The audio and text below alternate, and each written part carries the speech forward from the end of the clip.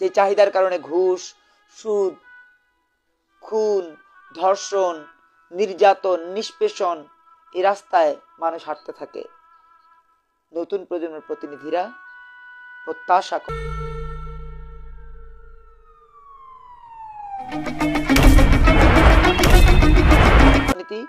বাংলাদেশের সত্যিকার অর্থেই কল্যাণ নীতি, বাংলাদেশের মানুষের মুক্তির নীতি, এটি নতুন ধারা বাংলাদেশ এনডিপি লালন করে, ধারণ করে। নতুন ধারা বাংলাদেশ এনডিপির এই ধারণ করার যে চেষ্টা, সেই চেষ্টায় আপনারা যদি একটু সম্পৃক্ত হন, একটু আন্তরিকভাবে এগিয়ে আসেন, তাহলেই বিজয় অনিবার্য হবে। আপনার বিজয় মানেই কোরআনের বিজয়, আপনার বিজয় মানেই ধর্ম মানবতার বিজয়, আপনার বিজয় মানেই দুর্নীতির হাত থেকে রেহাই পাওয়া, আপনার বিজয় মানেই, আপনার অংশগ্রহণ মানেই সত্যিকার অর্থেই কল্যাণের রাস্তায় এগিয়ে চলা। লোভ মোহহীন, লোভ আমাদের দেশকে ধ্বংস করে দিচ্ছে। প্রতিনিয়ত এই লোভের রাস্তা ধরে এগিয়ে চলছে বিভিন্ন শ্রেণী পেশার মানুষেরা। আপনারা জানেন এই লোভ থেকে ক্ষোভ তৈরি হয়, এই লোভ থেকে মানুষের মধ্যে বিভিন্ন ধরনের চাহিদা তৈরি হয়, যে চাহিদার কারণে ঘুষ, সুদ, খুন, ধর্ষণ, নির্যাতন, নিষ্পেষণ এই রাস্তায় মানুষ হাঁটতে থাকে। নতুন প্রজন্মের প্রতিনিধিরা প্রত্যাশা করে,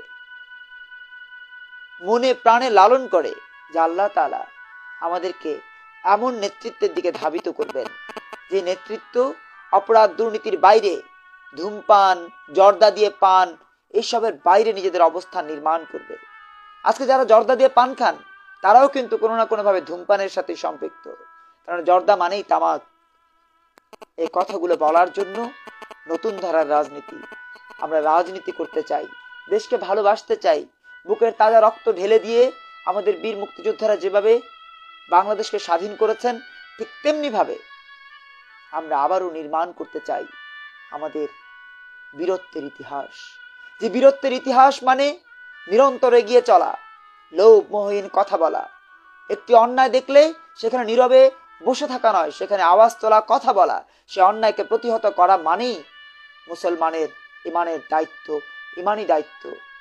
নতুন প্রজন্মের প্রতিটি প্রতিনিধিকে অনুরোধ জানাবো, যারা এই মুহূর্তে আমাকে দেখছেন, দয়া করে যদি ধর্মকে ন্যূনতম ভালোবেসে থাকেন, দেশকে ভালোবেসে থাকেন, আল্লাহ রাসূলকে ভালোবেসে থাকেন, এগিয়ে আসুন, নিরন্তর আমরা এগিয়ে যাই সেই কল্যাণের পথ ধরে।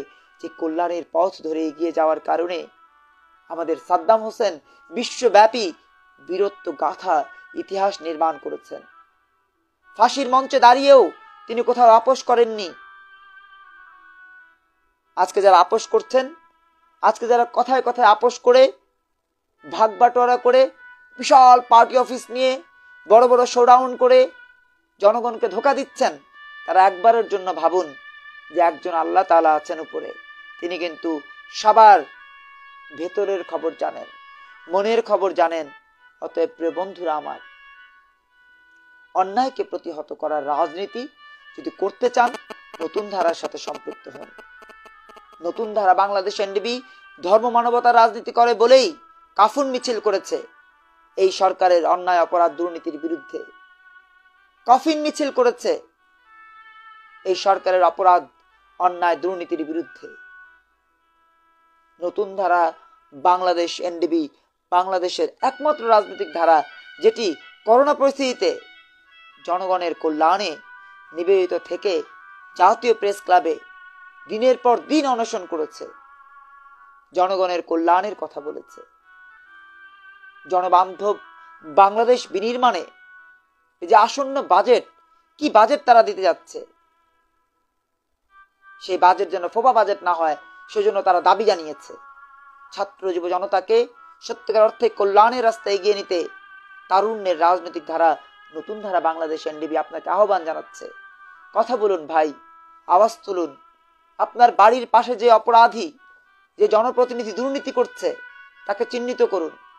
তার অপরাধ দুর্নীতিকে না বলুন, মানুষকে পরিচয় করিয়ে দিন সেই দুর্নীতিবাজের সাথে যে এই ব্যক্তি দুর্নীতিবাজ। আসুন আমরা এর বিরুদ্ধে রুখে দাঁড়াই। আমরা যদি আমাদের পাশের বাড়িটি থেকে অন্যায় রুখতে পারি, তাহলেই আমরা আমাদের সমাজ থেকে অন্যায় রুখতে পারবো, অন্যায় প্রতিহত করতে পারবো। প্রিয় বন্ধুরা আমার, অন্যায়, অপরাধ, দুর্নীতি যদি এভাবে প্রতিনিয়ত আমাদের চারপাশে ছড়িয়ে যায়, আমরা কিন্তু কোনোভাবেই আর ঈমান আকীদার সাথে থাকতে পারবো না। আপনারা দেখবেন যে মসজিদ কমিটির যিনি সভাপতি, তিনি হচ্ছেন এলাকার সবচেয়ে বড় দুর্নীতিবাজ, সবচেয়ে বড় চরিত্রহীন, কিন্তু তাকে আমরা সেই মসজিদ কমিটির সভাপতি কি কারণে বানাচ্ছি? এ কারণে যে তিনি অনেক টাকার মালিক, অনেক প্রতিপত্তির মালিক। তিনি যেহেতু অনেক প্রতিপত্তির মালিক, তার অনেক ক্ষমতা, তাকে দিয়েই মসজিদের উন্নয়ন হবে। কিন্তু ভাই, সে উন্নয়ন কি কাজে লাগবে? যে উন্নয়নে ঘুষের টাকা, যে উন্নয়নে সুদের টাকা, যে উন্নয়নে তার নীতি বিবর্জিত বিভিন্ন ধরনের উৎসের টাকা।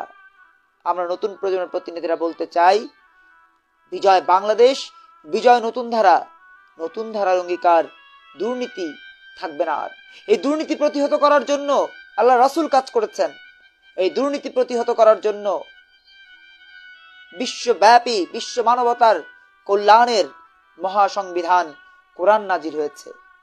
অথচ সে কোরআন পড়ছে একদিকে, আরেকদিকে অন্যায় দুর্নীতিকে প্রশ্রয় দিচ্ছে। প্রিয় বন্ধুরা আমার, এই অন্যায় দুর্নীতিকে প্রশ্রয় দেয়া মানেও অন্যায়, অপরাধ, দুর্নীতি করা। যে অন্যায় করে এবং যে অন্যায় সহ্য করে, দুজনই সমান অপরাধী। প্রিয় বন্ধুরা আমার, দয়া করে কথাগুলো যদি ভালো লেগে থাকে শেয়ার করার অনুরোধ রইল। মনে রাখবেন, নতুন ধারার রাজনীতিকেরা লোভ মোহহীন রাজনীতি করে। আপনারা আমাদেরকে কোনো জোটে দেখবেন না, যুগপৎ আন্দোলনে দেখবেন না, মহাজোটে দেখবেন না, 20 দলীয় জোটে দেখবেন না, বাম মোর্চায় দেখবেন না, গণতন্ত্রের মঞ্চে দেখবেন না। আমরা কোনো মঞ্চে, কোনো জোটে, কোনো মহাজোটে আমরা রাজনীতি করার চিন্তা করি না। আমরা রাজনীতি করি আপনার চিন্তা করে। আমি আপনার জোট, আমি জনজোট, আমি গণজোট, আমি সাধারণ মানুষের জোট। সাধারণ মানুষ যদি মনে করে থাকে নতুন ধারা আমার রাজনৈতিক প্ল্যাটফর্ম, তাহলে আমি আপনার জোট। আপনি আমার অংশ, আমি আপনার অংশ। কেননা গ্যাসের দাম যখন বাড়ে, আপনি যখন কষ্ট পান, তখন আপনার কথা বলার জন্য কোনো জোট আসে না, আসেনি।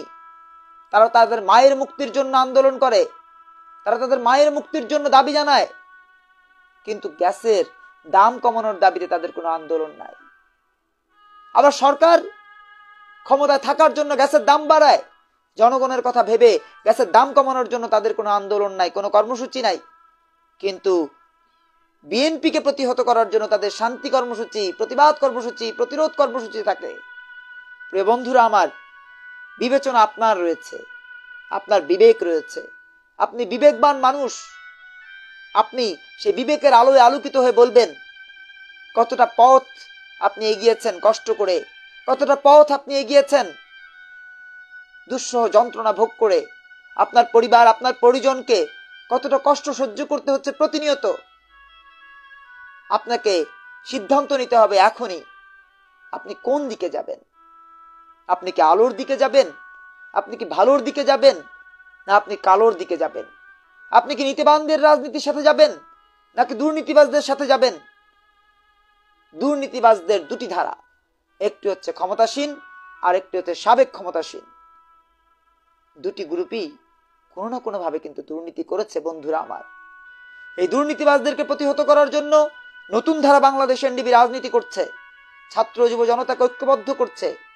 আপনি যদি মনে করে থাকেন এই নতুন ধারাই আপনার রাজনৈতিক ধারা, আপনাকে স্বাগত জানাচ্ছি। আপনার কাছে অনুরোধ জানাচ্ছি, বিনীত অনুরোধ জানাচ্ছি, আসুন নতুন ধারার সাথে কথা বলুন, আওয়াজ তুলুন। নতুন প্রজন্মের রাজনীতিকেরা সারা দেশে ঐক্যবদ্ধ হচ্ছে, সারা দেশে তারা কথা বলছে। তাদের সে কথা বলার প্রচেষ্টায় আপনি যদি এগিয়ে আসেন, আপনি যদি কথা বলেন, তাহলেই আপনি কিছুটা হলেও মুক্তি পাবেন। কেননা এই নতুন ধারার রাজনীতিকেরা কোনো অন্যায়, অপরাধ, দুর্নীতি প্রশ্রয় দেয় না। কোনো জোটে তারা যায়নি, কোনো মহাজোট তাদেরকে প্রলোভন দেখিয়েও নিতে পারেনি। কোনো মঞ্চ, গণতন্ত্র মঞ্চ বা অন্য যে কোনো মঞ্চ তাদেরকে ডাকার পরেও তারা সেই ডাকে সাড়া দেয়নি। কারণ তাদের কাছে জনগণের দাবি সবচেয়ে বড় দাবি। তাদের কাছে গণমানুষের মুক্তি হচ্ছে সবচেয়ে বড় মুক্তি। নিজেদের আখের গোছানোর জন্য, নিজেদের রুটি রুজি জীবন জীবিকার জন্য তাদের কোনো প্রত্যাশা নেই। তাদের প্রত্যাশা আপনার কাছে, তাদের প্রত্যাশা জনগণের কাছে, তাদের প্রত্যাশা জনগণের কল্যাণের কাছে। প্রিয় বন্ধুরা,